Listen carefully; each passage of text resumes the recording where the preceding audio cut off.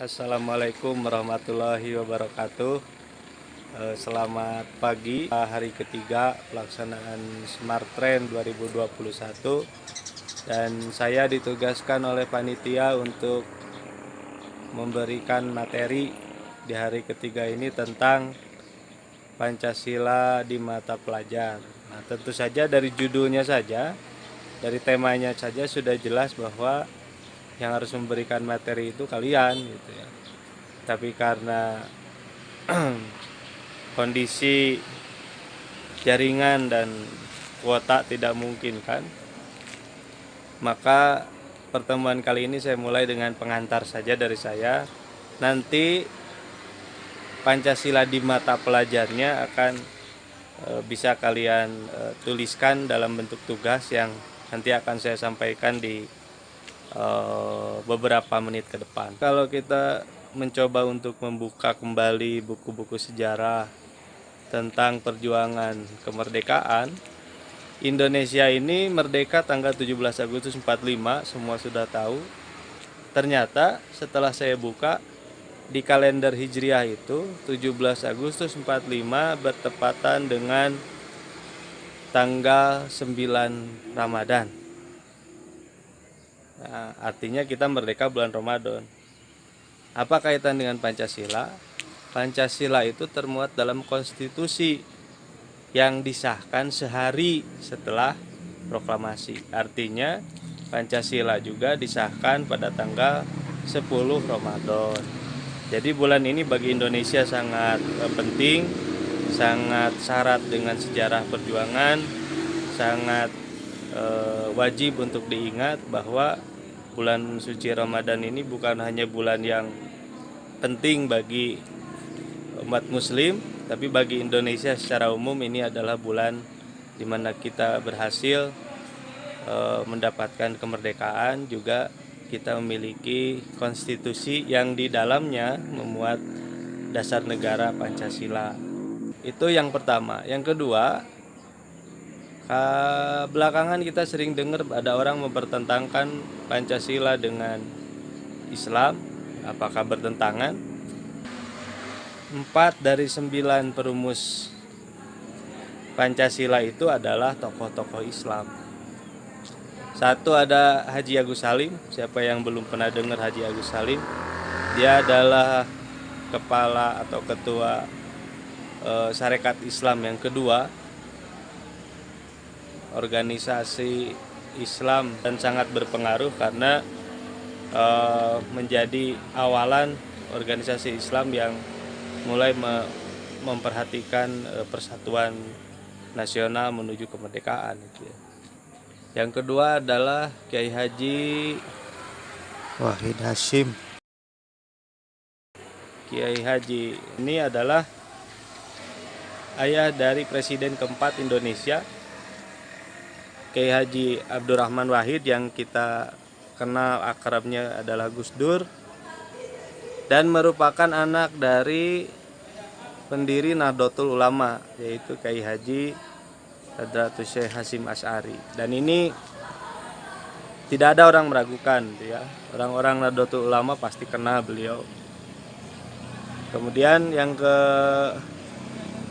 ketiga adalah Profesor Abdul Qahar Muzaffer. Ini sudah sangat dikenal pada tahun-tahun itu, bahkan dikenalnya juga sampai ke Timur Tengah karena beliau aktif dalam kegiatan-kegiatan publikasi di Timur Tengah. Kemudian yang terakhir adalah Abikusno Cokrosuyoso. Kalau kalian pernah dengar guru ngajinya, dalam tanda kutip guru ngajinya Bung Karno, itu adalah Haji Umar Said Cokroaminoto. Nah, Abikusno Cokrosuyoso adalah kakak dari Haji Umar Said Cokroaminoto, dan beliau adalah tokoh masyumi. Kemudian dibesarkan di lingkungan pendidikan Muhammadiyah, dan kemudian mengenyam pendidikan juga di berbagai tempat, yang menjadikan beliau sebagai tokoh Islam yang juga berpengaruh. Andai ada orang yang mengatakan Pancasila tidak sesuai dengan Islam, Buktinya perumusnya 4 di antara dari 9 itu adalah tokoh muslim. Maka nggak mungkin orang-orang ulama seperti mereka akan menerima Pancasila andai Pancasila itu tidak sesuai dengan ajaran Islam.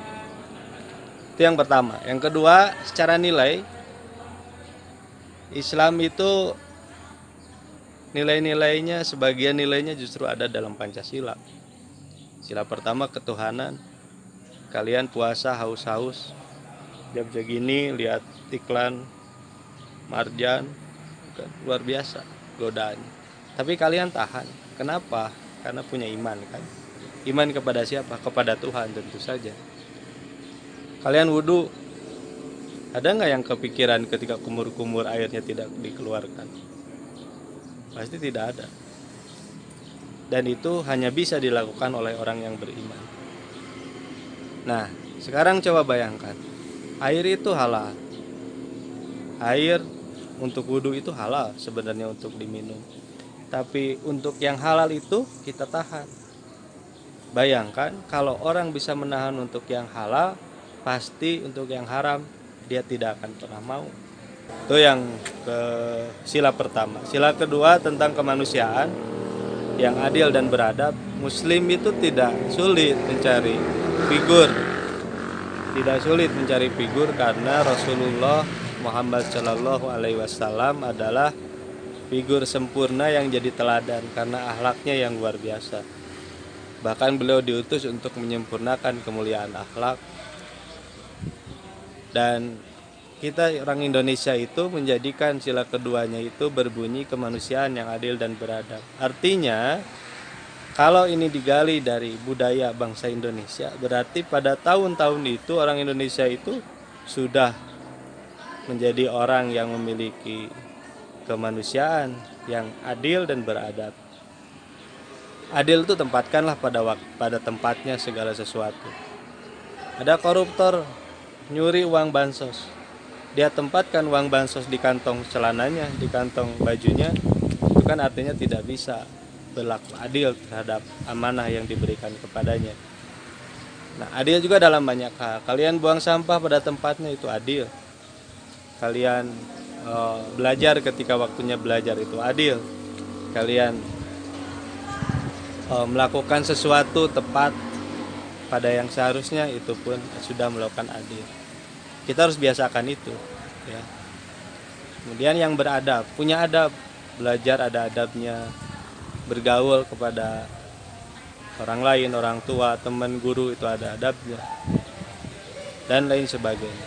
Sehingga negeri yang mempunyai adab yang tinggi itu bisa menghasilkan peradaban yang luar biasa.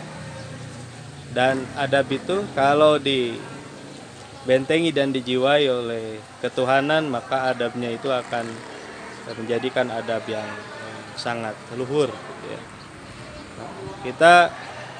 Kalian cobalah datang ke sebuah wilayah yang sangat menjaga kebersihan, kemudian kalian buang sampah sembarangan di depan banyak orang di sana, pasti kalian dimarahin atau minimal kalian dilihatin dan diomongin, itu orang kok gak punya adab. Atau dalam kalimat lain tuh orang gak tahu diri atau apa. Maka jaga adab itu. Yang ketiga adalah persatuan Indonesia. Indonesia berapa tahun merdeka? Kalau gak ada persatuan udah bubar kita tuh. Sekarang banyak yang menyeru tentang persatuan dengan memberikan arahan agar orang Islam bisa toleran kepada orang luar Islam, begitupun sebaliknya. Maka saat ini kayaknya kita ini lebih harus diseru agar orang Islam itu toleran kepada sesama Muslim. Karena sekarang kepada orang non Muslim kayaknya dari dulu baik-baik aja kok ya. Kalau ada pun kasus 1-2 itu kan kasuistis saja. Tapi sekarang ada upaya semacam adu domba, sehingga orang Islam mudah terpancing untuk ngomentarin hal-hal yang gak perlu. Saya jenggotan, ngejek yang gak jenggotan. Yang gak jenggotan, ngejek yang jenggotan. Ngapain? Mana mah jenggotan juga embe. Oh mana itu jenggotan juga anjing. Kan repot ya.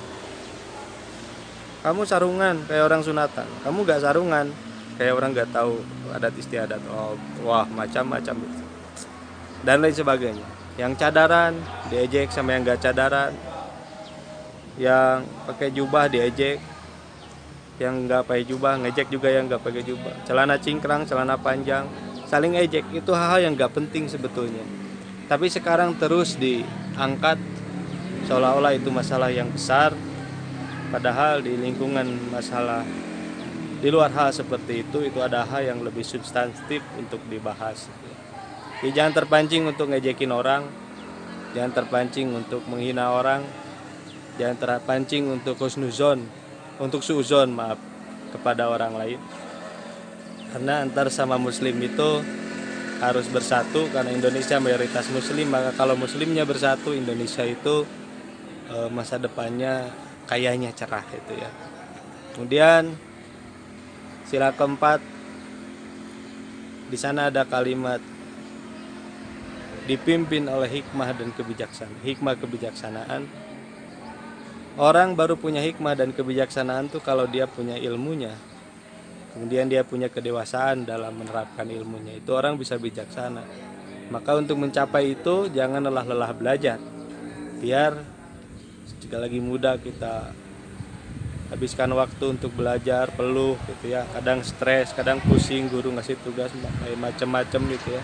Orang lain pakai HP buat main game, kita buka HP untuk habiskan kuota untuk belajar, gak masalah. Berlelah-lelahlah selagi muda, jangan sampai kita sulit karena tuanya penuh dengan ketidaktahuan dan kebodohan. Kemudian yang terakhir adalah keadilan sosial. Ini kaitannya sebetulnya tentang kesejahteraan, pembagian distribusi kesejahteraan. Akan tetapi ini kemudian berkembang ke banyak hal. Namun kemarin ada hal yang unik, bukan unik sih ya, bagus itu ya. SMKN 1 Arjasari, guru dan siswanya memberikan rantang yang berisi apa, yaitu makanan mungkin ya, kepada warga sekitar yang membutuhkan. Dan bagi saya itu harus terus dilanjutkan, dibudayakan agar kita tahu kondisi sosial rakyat sekitar. Jangan sampai kita makan kemerkaan, kalau bahasa Sunda, makan kekenyangan sementara tetangga kita sulit gitu ya untuk masak nasi karena gak punya beras gitu. Dan dengan rantang siswa itu yang kemarin itu luar biasa, harus dilanjutkan dengan pembiasaan, dengan kegiatan-kegiatan sosial. Jadi Pancasila itu secara sejarah kaitannya erat dengan bulan suci Ramadan. Nilai-nilainya juga diterima oleh orang Islam, nilai-nilainya juga sejalan dengan ajaran agama Islam. Maka kalau Indonesia mau maju, karena ini pandangan hidup dan ideologi bangsa, maka kita harus mulai membudayakan ini dari hal-hal yang sederhana, mulai dari hal-hal yang kecil yang kita mampu untuk lakukan. Dan mudah-mudahan kita semua bisa menjadi generasi yang mengubah Indonesia menuju Indonesia yang lebih beradab, lebih maju dalam segi apapun, sehingga anak cucu kita nanti bisa merasakan betapa orang tuanya sudah berjuang keras untuk menjadikan Indonesia di negara yang besar sesuai dengan cita-cita nasionalnya. Itu aja pengantar dari saya. Tugasnya apa? Tugasnya kalian subscribe, like, itu ada di bawah tuh, lihat, atau di kiri kanan bawah. Kemudian komen. Nah, isi komennya ini adalah tugasnya, tugas intinya maksud saya. 1, isi nama, kemudian kelas, kemudian tuliskan kesan-kesan kalian tentang pelaksanaan Pancasila di lingkungan kalian yang pernah kalian lihat, yang sudah terjadi gitu ya. Misalnya di kampung saya pernah ada kegiatan ini, itu kaitannya dengan sila ini, dan ini misalnya memberikan inspirasi buat saya dan sebagainya. Silakan deskripsikan di bawah.